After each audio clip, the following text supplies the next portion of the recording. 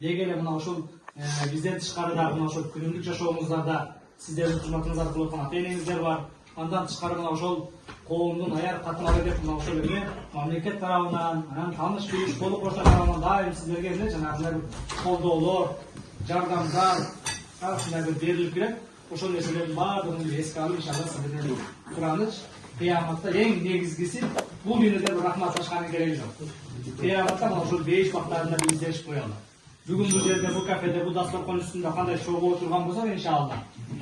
Кыяматта иншалла бейишке киргенде кафеде карап коелучу деп издешкен бир жумандардан болот иншалла. Жаратын Аллах Таала ошол күнгө жеткирсин, сиздерге бекер ден соолук берсин, сиздердин ден соолугуңуздарды карап аткан ушул сиздерге жардамдашып аткан бир туугандардан өзгөчө ушул анча-мынчаңыздардын келинчегиңиздер каралашып атат, ата-энеңиздер каралашып атат.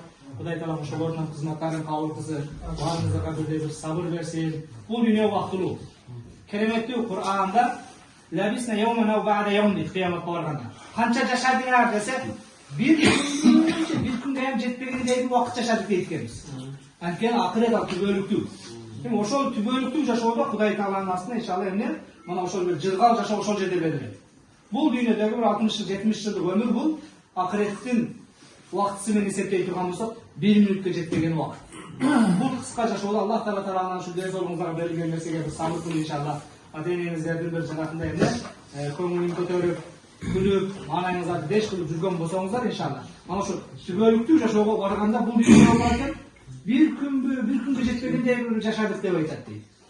Ал жакта иншалла ошол түбөлүктүү жашоодо Кудайдын буйругу эмне мына бүгүн сиздер кээ бир нерсеге басып бара алган болсоңуздар, кээ бир нерсени колуңуздар жетпеген менен, үнүңүздөр жетпеген менен, көзүңүздөр жетпеген менен акыретте иншалла мына ошол эмне бардык нерсеге бир жанагы көз көрбөгөн адам баласы элестете албаган неаматтар Аллах Таала тарабынан бир жакшылыктар, жыргалдар даярданат. Мына ошол иншалла Аллахым насип кылган болсо, анча-мынчаңыздар бул дүйнөдө ошол ден соолукка байланыштуу үйлөнө албаган болсоңуздар, кээ бир нерселерге белек бешкеге жете албаган болсоңуздар, мына ошол иншалла Аллах Таала жаннатта ошол аял десеңиздер аял, кыз десеңиздер кыз, мына ошол жей турган, иче турган бизге нафсибизге ден соолукка жаккан, эңсеген, кыялданган нерсенин баардыгын иншалла түр-түрү менен даярдап койгон жараткан Аллах Тааланын ошондой неаматтарына жетиш үчүн бүгүн эмне кылышыбыз керек экен?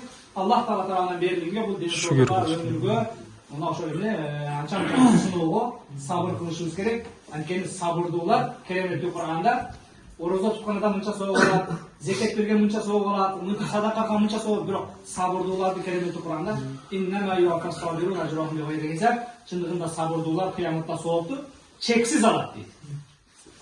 Бүгүн не мынча $10,000 керек, $20,000 керек деп тап болуш үчүн башка болуш үчүн кыяматта сабырдуулар сообун Аллах Тааланын астында чексиз алат, чеги жок экен.